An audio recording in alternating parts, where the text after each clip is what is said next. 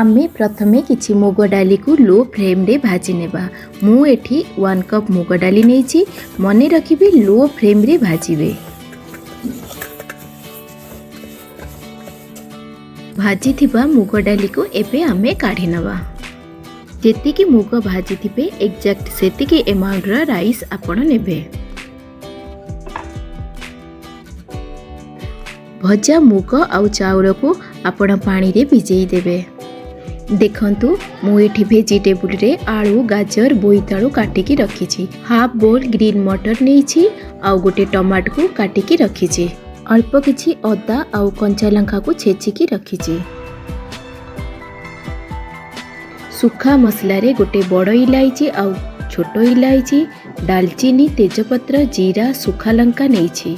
एही सबु हेउछि आम डाल खिचड़ी रो इंग्रेडिएंट्स। आमे एबे अल्प किछि तेल गरम करी सेथिरे सुखा मसला सबु पकेई देबा। 5 रु 10 सेकेंड फ्राई करी सेथिरे कटा परिबा आउ सॉल्ट पकेई गोळेई देबा।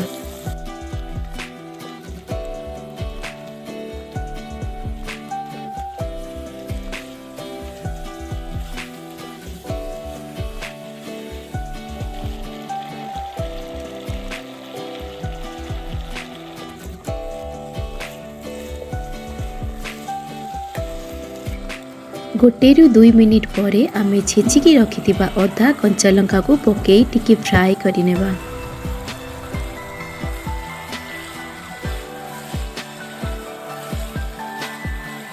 आमे एथिरे हल्दी गुंड लंका गुंड जीरा आउ धनिया गुंड आउ अल्प किछि गरम मसला पकेई भल भाबे गोळेई देबा।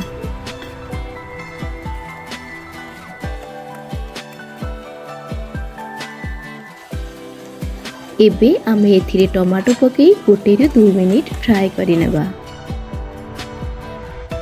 तापरे आमे एथिरे भिजेकी रखिथिबा भजा मुग आउ चाउल को पकेई भल भाबे मिक्स करि नेबा।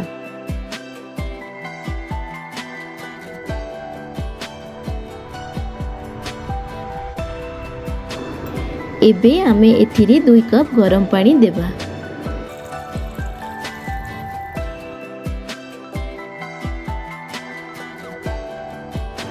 एबे लीड को कवर करी किछि समय लो फ्लेम रे बसई देबा।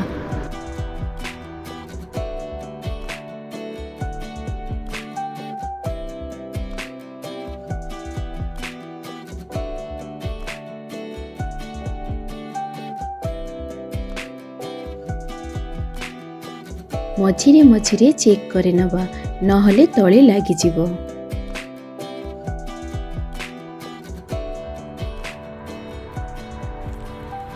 पानी कमी गले सेथिरे आवश्यक अनुसार पानी देई पारिबे।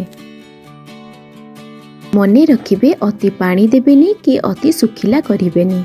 मने रखिबे जेते थर आपण पानी देबे सब बड़े गरम पानी देबे।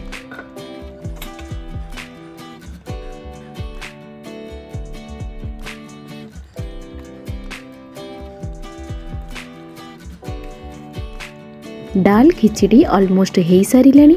आमे एबे सेथिरे काटिकी रखिथिबा धनिया पत्र आउ 1 स्पून घी पकेई भल भाबे गोळेई दबा। घीर स्मेल तो बहुत भल लागे खिचड़ी रे।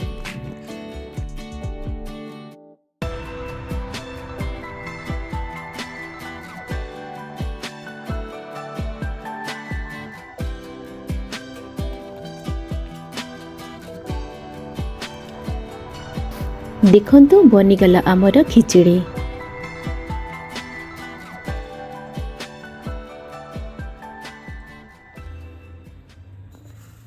सर्व कलाळे आमे एथिरे किछि सेव भुजिया स्प्रिंकल करदबा। सीरियसली टेस्ट बहुत भल लागे।